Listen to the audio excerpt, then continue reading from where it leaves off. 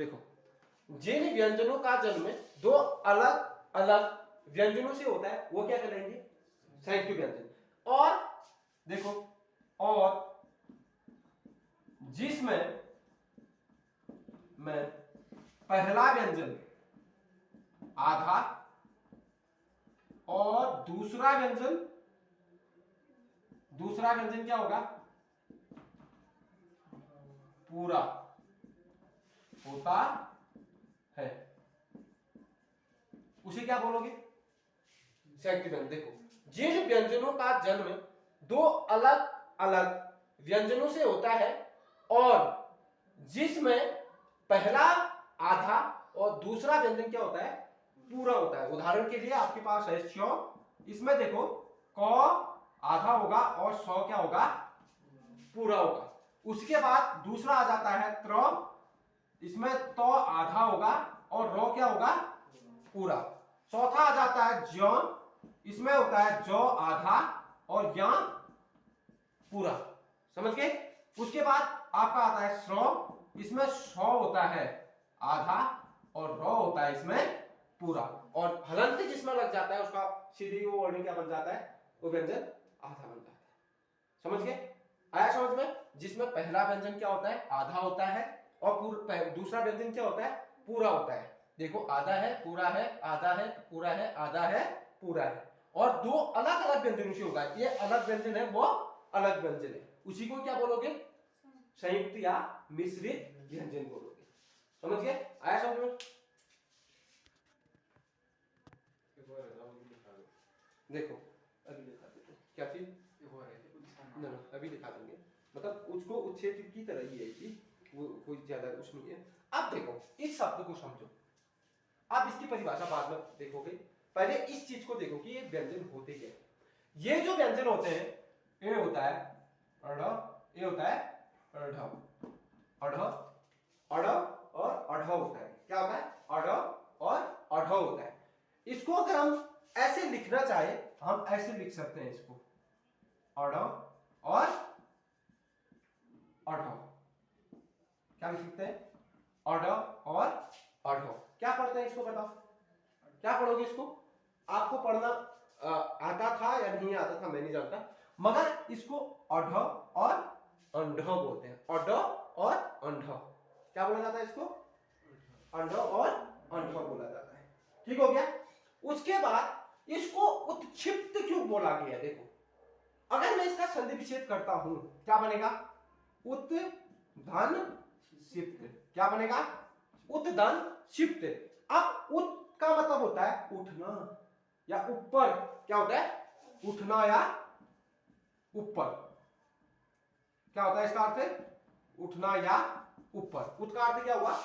उठना या ऊपर। क्षिप्त का मतलब होता है गिरना। क्षिप्त का मतलब क्या होता है?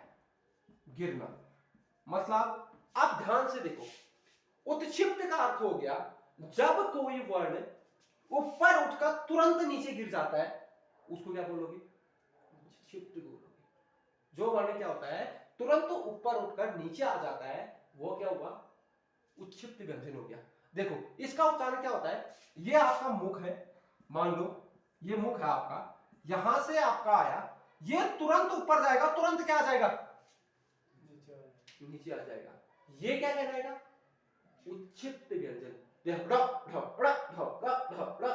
तुरंत ऊपर जीभ गई और तुरंत नीचे पटक दिया उसने जीभ को, ये क्या हो गया? उत्क्षिप्त। इसके शब्द से ही है। आपको उत्क्षिप्त का मतलब होता है, उत का मतलब होता है उठना या ऊपर, क्षिप्त का मतलब होता है गिरना। जो ऊपर उठकर सीधे नीचे गिरता है वो क्या कहलाएगा? उच्च। एक झटके से ऊपर जाएगा और एक झटके से नीचे आ जाएगा, वो क्या कहलाएगा? उपक्षिप्त कहलाएगा। पहली बात तो समझ गए। आप ये परिभाषा ये भी कह सकते हो, जब कोई वर्ड हमारी जीभ जब तुरंत ऊपर जाकर नीचे आ जाती है उसको क्या कहलाओगे? उच्छिप्त व्यंजन कहलाओगे। पहली बात आ गया समझ में? पहली यही थी। अब दूसरी बात जो है आपके लिए, यहां पर देखो, दूसरी चीज जो है ये इसका हो गया। अब द्विगुण क्यों बोला जाता है इसको? देखो, द्विगुण क्यों बोला जाता है? द्विगुण ये क्यों बोला गया है इसको? जब क्या होता है, दो स्वरों के बीच में इसका प्रयोग किया जाता है। देखो जैसे आपने क्या कहा, सड़क, चलो मैं अलग लिख देता हूं, पढ़ना, यह है पढ़ना है ना, एक शब्द है। अगर मैं इसका वर्ण विच्छेद करूं तो क्या बनेगा, पौधन, और ये प हो गया, फिर क्या है, धन और प्लस धन आ हो गया। मगर ये नुक्ता कहां गया, गायब हो गया। जब मैं वर्ण विच्छेद कर रहा हूं सिर्फ मैं क्या लिख रहा हूं, ढ लिख रहा हूं, समझ गए। अब देखो एक स्वर यहां पर है और एक स्वर यहां पर है। जब दो स्वरों के बीच इसका प्रयोग होता है तो इसको क्या बोल देते हैं, द्विगुण बोलते हैं। क्या बोला जाता है इसको, द्विगुण। मतलब दो स्वरों के बीच में जब इसका शब्द का ये द्वित्व व्यंजन का प्रयोग होगा या उच्छिष्ट का प्रयोग होगा, दो स्वरों के बीच में होगा, तो तब ये क्या हो जाएगा, द्विगुण हो जाएगा। आया समझ में। और आपने एक चीज ध्यान दिया होगा कि इसका प्रयोग और इसका प्रयोग, ड और ढ का प्रयोग शुरू में कभी नहीं होता, अंत में होगा, बीच में होगा, मगर शुरू में कभी इसका प्रयोग नहीं होगा। अगर शुरू में इसका प्रयोग होगा तो ये बीच में दो स्वरों के बीच में नहीं आएगा। आएगा जैसे आपने एक लिखा डरना लिखा, अब तुम इस पर बिंदु नहीं लगा सकते क्योंकि ये द्विगुण नहीं होगा। होगा द्विगुण, देखो ये होगा द्विगुण नहीं होगा, क्योंकि ड धन औ धन र धन औ धन नौ धन आ हो जाता है।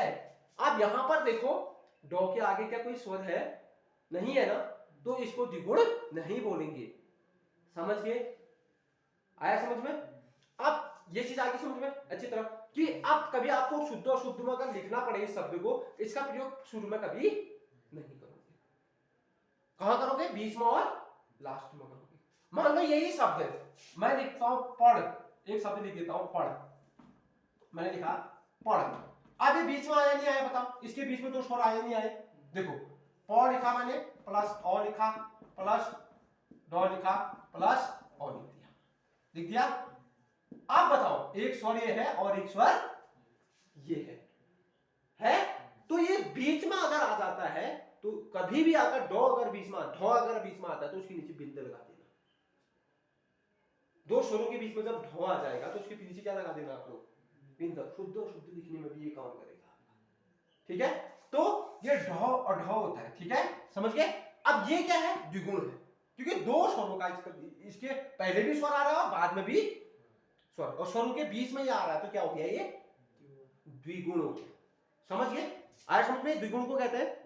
अब उसके बाद देखो, अब इसको तीसरा आपका जो आता है वो आता है नव विकसित।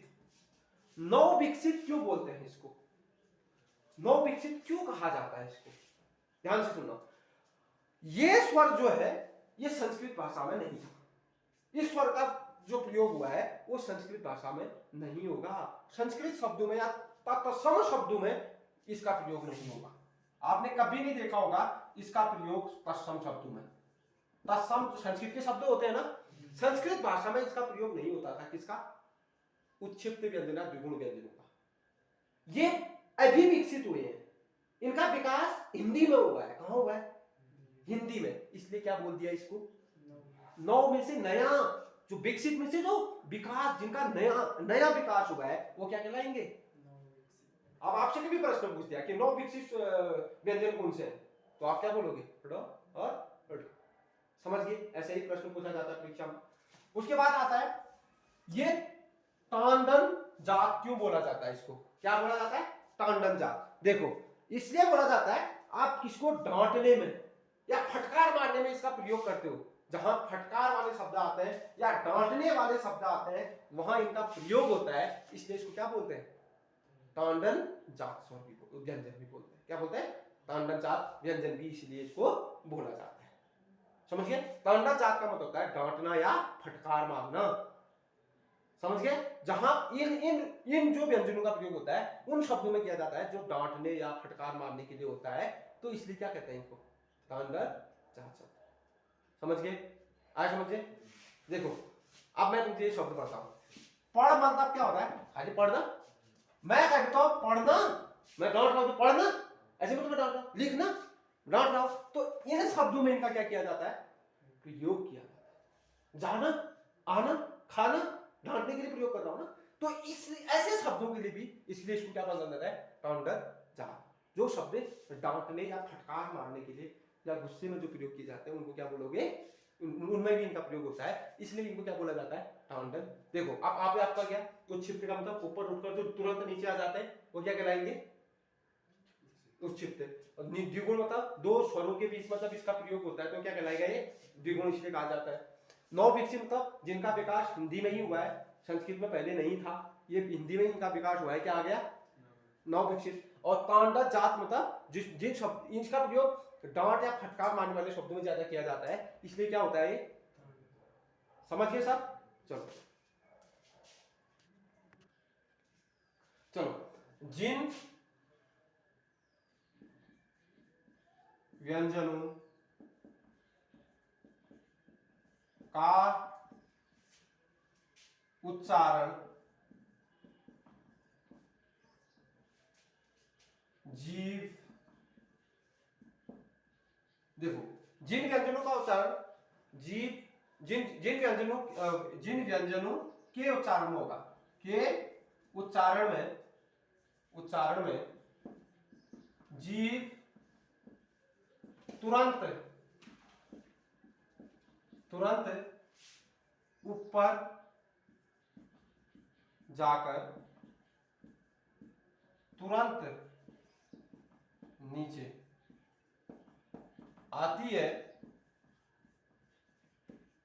है, उसे क्या बोलोगे? उसे उत्क्षिप्त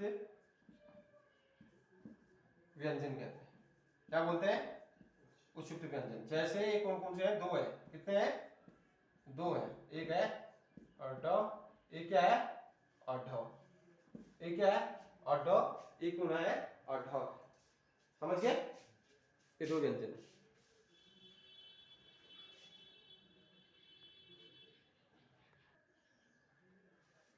देखो आगम व्यंजन क्या होता है? वे व्यंजन जो विदेशी भाषा से हमारी हिंदी में आए हैं वो क्या कहलाएंगे? आगम व्यंजन। देखो वे व्यंजन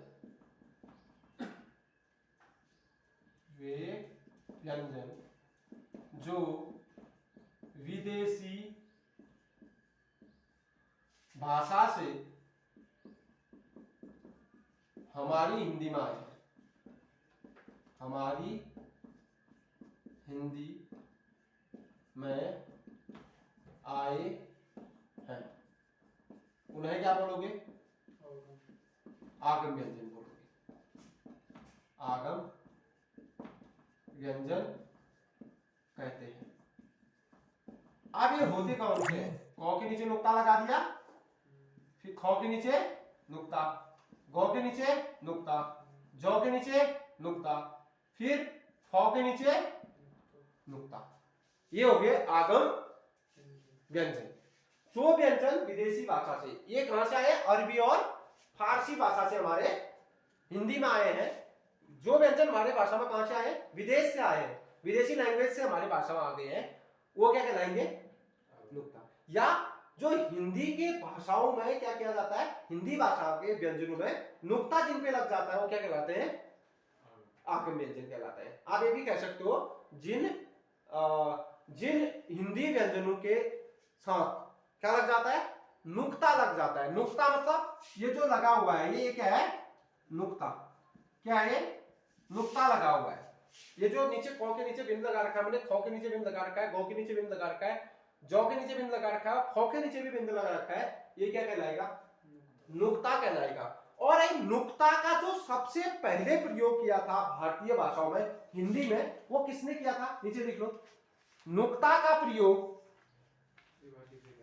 हाँ इतना लिख लो।